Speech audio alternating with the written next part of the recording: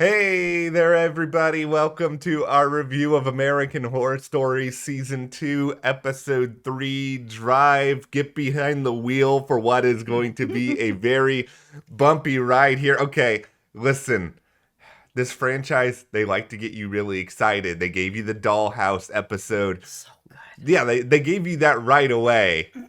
They wanted to give you the best stuff first, and it may all be downhill from here. I'm sorry. Of course, they did that last season too. They gave us sort of a return to Murder House, and that was really fun. And Yeah. then they gave us Bro House, and that was something else. And this episode really sort of reminds me of that, where it like had potential, but the writing just wasn't there and did these actors dirty. Okay, The real victims of this are the actors. Okay. They got screwed. I will defend Bro House until the day I die, and I understand this episode is actually called The Naughty List, but I will call it also Bro House. It's Bro House It is forever. It is Bro House forever. But this, I can't defend this. I'm sorry. I tried to figure out this episode is a mess, but you know what? We can all take delight in messes. That's right. We're going to talk about why this one didn't work for us. Of course, you guys let us know if it did work for you and what you enjoyed about it. But go ahead, hit that subscribe button because we are here talking through all of American Horror Stories, the good, the not good, the season 11 when that eventually comes. We don't want you guys to miss any of that. Yeah, and thank you to everyone for being understanding that we didn't have episode 2 up last week, and we're not going to have episode 2 up. The content of it was just a little bit too dark for me, and I just, Matt had watched it and he was like, "Oh, it's kind of about this," and Yeah. I was like, "No, I'm not interested in that. It's too scary for me. I don't need to have nightmares forever. I know this is a horror show, but at the same time, most of it is kind of more sort of ridiculous horror where it's just like, okay, we're not going to have a real life dollhouse. And if we do, it's, kind of, no, we're just not going to. You know what? I can't even get anywhere with that. So follow us over on Instagram, Matt and Jess TV, and let's just drive right into this because, okay, like I sort of said at the beginning of this, it's the writing for this episode. There was a lot of things that it just wasn't hitting. Now, for me, when I'm watching a show, the minute that they show me something and then the actor has to repeat what they just saw, it's always kind of like, oh, okay, like there's something really off with this writing. So we saw this character, Marcy, have somebody following her home from a club and trying to drive her off the road and try to warn her that somebody's in the back of her car and try to help her sort of thing. And she ends up hunting this guy down, Paul, this hero that's trying to help her. We have this scene where she pulls up to where he's working at some cutlery store or whatever. Yeah. And then she sees him in there walking by. And then she repeats it where she's like, "Oh, I see you in there." I'm like, yeah, we all just saw him in there. The actress doesn't need to repeat what she just saw. You just showed it to us. And that's why, I was kind of joking at the beginning that the real victims of this show, this episode, are the actors. I've never really seen Bella Thorne in anything, and I still feel like I haven't gotten a chance to really see her and see her potential because of the writing of this episode, that it just didn't do her any favors, and it's not really fair. It's kind of like if you guys have watched Star Wars and they brought in Natalie Portman, who's an Oscar winner, who's an excellent actress, and they gave her bad writing and she came across like she just didn't really know what was going on. And we know that that's not true. So I think that happened here with Bella too. There's some fundamental issues with what's going on here. I mean, yeah, this episode, no real scare factor at all. No. Also, Paul, yeah, the writing of this whole scene at the cutlery store it was ridiculous. It was so ridiculous it almost was funny. It didn't get full into so bad it's good territory, unfortunately. It couldn't go full Bro House. But like this guy in his cutlery store, I get it. you guys don't want to actually tell us what's really going on at this point, but he's just like, let me show you this knife. And he's like pulling out the knife. First of all, any place that I have ever been that has like knife sets and cutlery, they've like got it so you can't pull out the knives for obvious reasons. I don't know what sort of cutlery store this is, but also he's just like guiding her hand along, and it's like, this is an HR violation, I'm pretty sure, with what he is doing to this customer who walked into his store. If I went into a cutlery store and some guy was like, here's your knife. So are you married? You could use this to kill your husband. Yeah. I'd be like, manager, can somebody come and like help me out here? This guy's just like telling me I should go home and murder my husband with this knife. This is not like flirty, jokey. This is weird. But obviously we learned throughout this episode that she's actually the murderer, that there are people that are going missing, and nobody knows who it is and nobody knows what's going on. Paul thinks he's helping her, and it turns out that after she figures out who he is, goes to his house, that we learn that Marcy is actually the killer. And here's where the reveal came out that I was kind of like, okay, this is a cool twist, this could really work.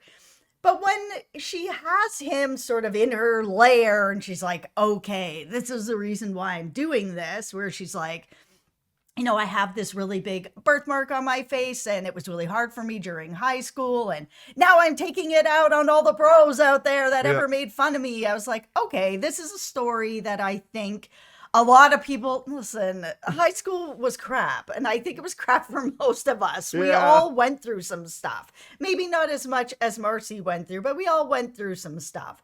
However, it felt like if the writing was really there for her to really get into the things that happened to her, just sort of a blanket, I got bullied in high school and now you're all going to pay. I was just like, it's not enough. There has to really be like, give me just one example. You're talking a lot. So give me one example of something that was just so horrific that it tipped you over the edge to the point that you're doing this. There's so many problems with this twist. It's hard to even know where to start for me, because it is sort of like, you made Paul so inconsistent as a character, where in the cutlery store, walking HR violation, instant fire, and this scene with Marcy, all of a sudden he is the kind-hearted good Samaritan who's trying to do the right thing, who's not like even remotely creepy at all. You've got Marcy then monologuing. You have then turned Marcy into like this really crummy like horror movie trope of like somebody with either a physical disability or a deformity that's now like taking revenge. It's like, okay, we have seen this 2 trillion times, American Horror Stories. We do not need to see it again. We also do not need Bella Thorne to be like, here are all the different things that I do to my victims. It's like, if I want to know that you're throwing people in the wine cellar, I want to see you throwing people in the wine cellar. Go full Dexter Morgan here. Come on. Yeah, it's again that sort of I'm going to tell and not show, and it's not about Bella Thorne. It's about the writing for her. Like, she very well could have just been like, not tell, but show. I'm not going to sit here and tell you what this is and tell you what I'm going to do with it. I'm just going to show you what I'm going to do with it.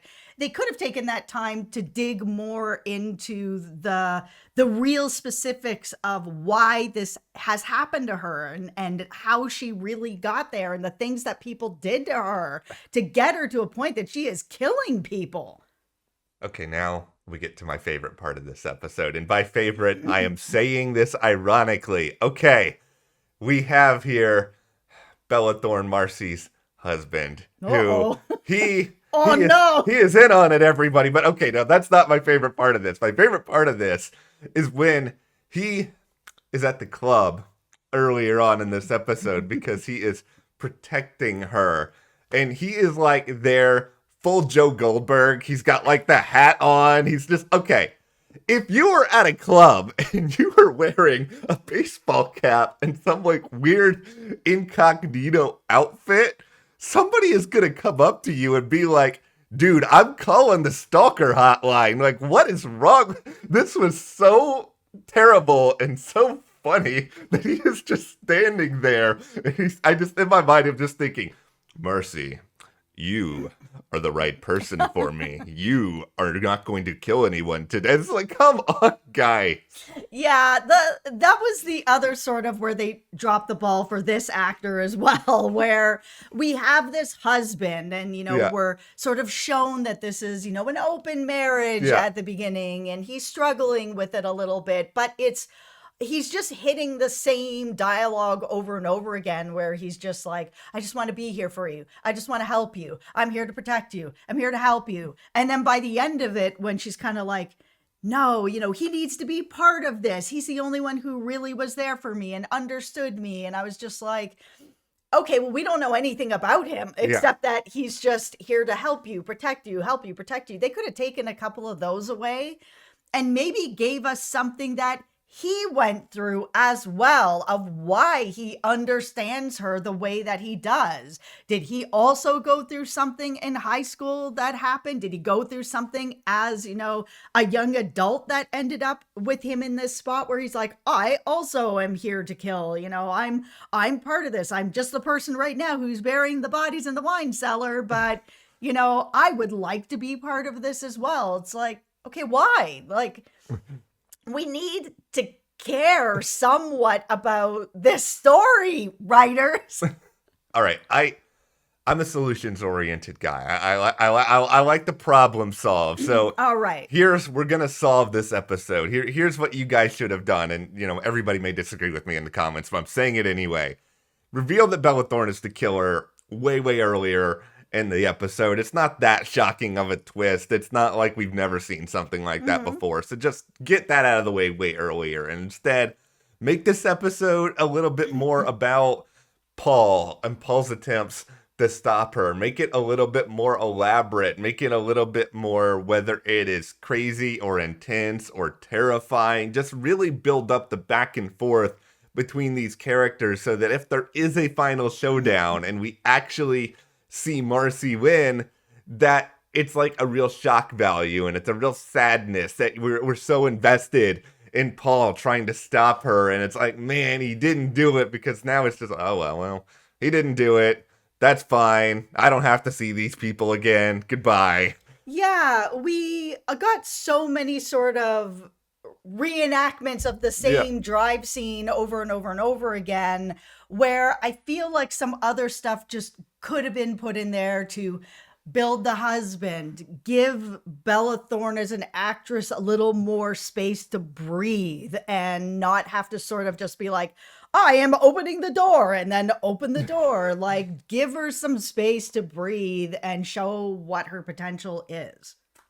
And with that, American Horror Stories, we know you guys have potential. Yes. You have done good things before. Yes. You did good things just a couple weeks ago. Last week wasn't even, anywhere near as bad as this. It's like, you guys can do it. We believe in you. I say this as though you haven't already written the entirety of this season, but you know what? Yep. Let's just pretend. Yeah, it just feels like this particular series, the Stories series, they put all their eggs and all their energy and their best writers on their first episode. And then the rest of the episodes are kind of like, you know what? We already got them in with this. And we have a cool little tie, like first season's Murder House, second season's a little Coven spin in here. And then we're just going to give a bunch of stories that we've seen kind of play out before, and we'll put, the intern on and the writer. Oh, this writer's going to come and rip this video apart. I am sorry, but come on. All right. Well, we will be back to discuss more American Horror Stories. We will see where things go from here. But for now, hit that subscribe button. Check us out on Instagram at Matt and Jess TV, and we will see you here next time.